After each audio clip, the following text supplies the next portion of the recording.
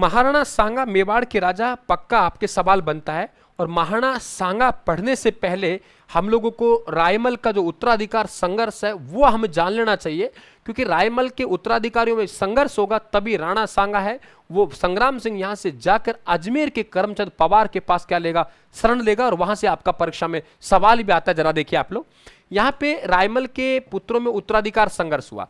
एक सांगा था और एक जयमल था और दूसरा पृथ्वीराज सिसोदिया था। ये पृथ्वीराज सिसोदिया को हम उड़ाना राजकुमार के भी नाम से जानते हैं, क्योंकि कल्पना में उड़ता था।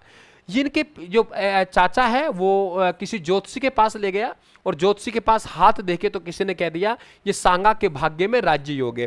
जब सांगा के भाग्य में राज्य योग बताया तो ये बात इनको अच्छी नहीं लगी और इन्होंने सांगा पर क्या कर दिया, आक्रमण कर दिया। जब सांगा पर आक्रमण कर दिया तो ये भाग के यहाँ सांगा कहाँ चले जाएगा, संग्राम सिंह वो अजमेर के करमचंद पवार के पास जाएगा और अजमेर के करमचंद पवार के पास जाएगा। इधर यहाँ पे जयमल की क्या हो जाती है, मृत्यु हो जाती है। पृथ्वीराज सिसोदिया है जिन्हें उड़ाना राजकुमार कहते हैं, इनको इनके पिता इनको इनके जीजा जगमाल के द्वारा जहर दे दिया जाता है, जिन कारण की मृत्यु होती है कुंभलगढ़ की दुर्ग की तलेटियों में, जहां 12 खंभों की इनकी छतरी बनी हुई है।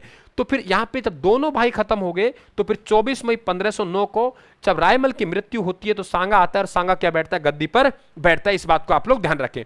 अब सांगा यहाँ पे गद्दी पर बैठेगा तो सबसे पहले सांगा का सामान्य परिचय। सांगा का जो जन्म हुआ वो रायमल की पत्नी रतन कंवर के गर्भ से हुआ। सांगा का जन्म कहां से हुआ, रायमल की पत्नी है वो रतन कंवर के गर्भ से हुआ। रायमल क्या कहा मैंने, रायमल की पत्नी है तो रायमल की पत्नी और रायमल की पत्नी रतन कंवर के जन्म से गर्भ से 12 अप्रैल 1482 को यहाँ सांगा का जन्म हुआ है ना। तो रायमल की पत्नी रतन कंवर के गर्भ से 12 अप्रैल 1482 को सांगा का जन्म हुआ। 24 मई 1509 को गद्दी पर बैठा और 30 जनवरी 1528 को कालपी में इनकी क्या हुई, मृत्यु हुई।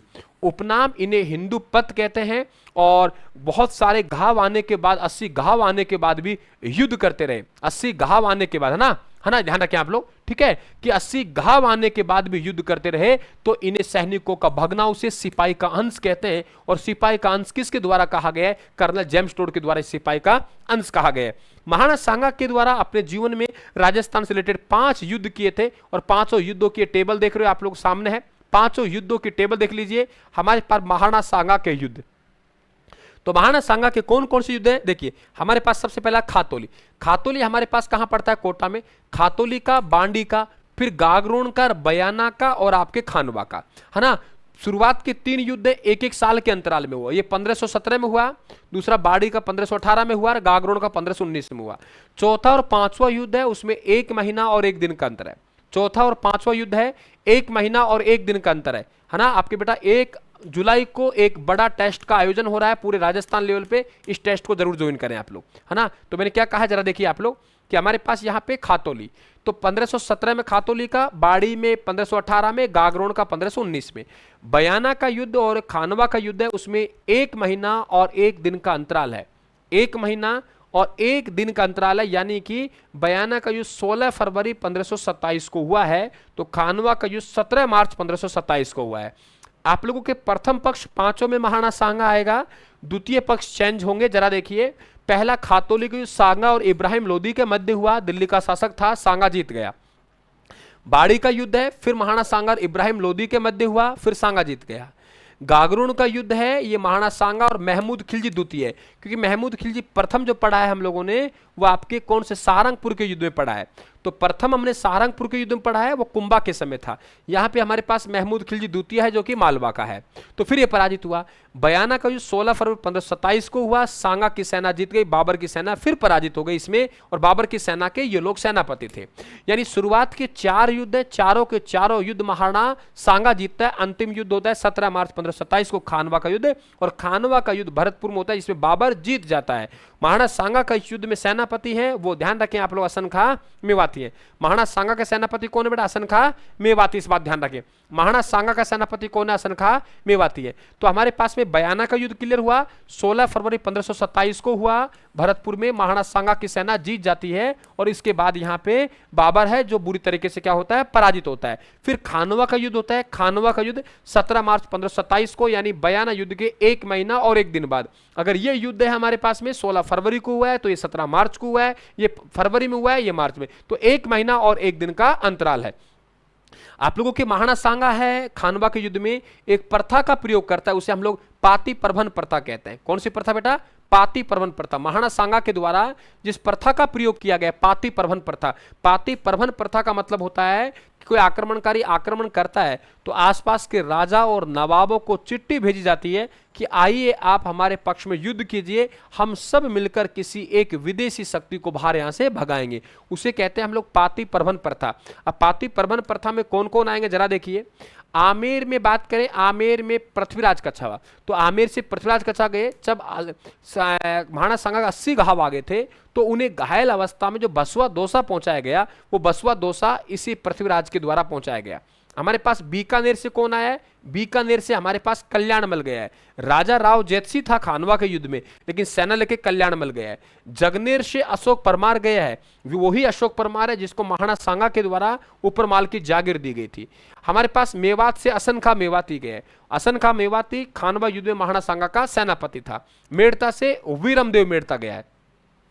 मारवाड़ से मालदेव गया है। ध्यान रखें, मारवाड़ में अगर खानवा युद्ध के समय राजा पूछे तो राव गंगा था, लेकिन सेना लेके गया है, वो कौन गया है? मालदेव गया है। सिरोही से कौन गया? आखेरा देवड़ा गया है। सादड़ी पाली से झाला अज्जा गया है। महाराणा सांगा का जो छत्र धारण किया वो किसके द्वारा धारण किया गया? झाला अज्जा के द्वारा धारण किया। किसके द्वारा?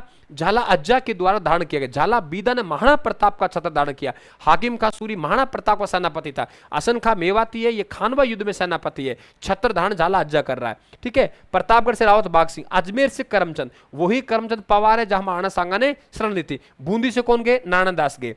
कौन गए? नारायण दास गए। लेकिन फिर भी सांगा इतनी बड़ी सेना होने के बाद में पराजित हुआ। इसका कारण क्या है? नंबर 1 है हमारे पास तुलुगमा पद्धति। तुलुगमा पद्धति का मतलब है कि आपके चारों तरफ से आक्रमण करना, आगे से आक्रमण करना, पीछे से, दाएं बाएं से, उसे कहते हैं तुलुगमा पद्धति, है ना। और कुछ सेना रिजर्व रखना, ठीक है। इसके बाद हम लोग बात कर रहे हैं कि सेनापति कौन होगा? असनखा मेवाती। महाराणा सांगा के 80 घाव आ गए थे। 80 घाव आने पर महाराणा सांगा मूर्छित अवस्था में हो गए थे और उन्हें बसवा दोसा में लाया गया था। तो इनका छत्र किसके द्वारा धारण किया गया? छत्र किसके द्वारा धारण किया गया? तो आप लोग कहेंगे झाला अज्जा। झाला अज्जा ने इसका छत्र धारण किया और महाराणा सांगा का जो उपचार करवाया गया वो उपचार कहां करवाया गया? बसवा दोसा में। महाराणा सांगा का उपचार कहां करवाया गया? बसवा दोसा में करवाया गया, जहां इनका चबूतरा है, ठीक है। और इनकी मृत्यु 3 बात है। देखो, महाराणा सांगा का उपचार कहां हुआ? बसवा दोसा में। तो महाराणा सांगा का चबूतरा कहां है? बसवा दोसा में। महाराणा सांगा का निधन कहां हुआ? 30 जनवरी 1528 को कालपी में हुआ।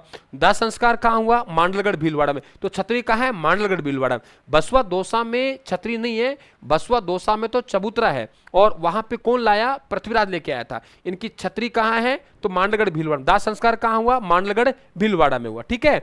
तो बसवा दोसा में महाराणा सांगा चबूतरा, इर्ची का मैदान कालपी में जहर दिया गया था, मांडलगढ़ भीलवाड़ा में दाह संस्कार हुआ और छतरी मांडलगढ़ भीलवाड़ा में जो बनी वो अशोक परमार के द्वारा बनाई गई। महाराणा सांगा की छतरी मांडलगढ़ भीलवाड़ा में है, वो कौन बना रहा है? अशोक परमार बना रहा है। क्या याद है आप लोगों को?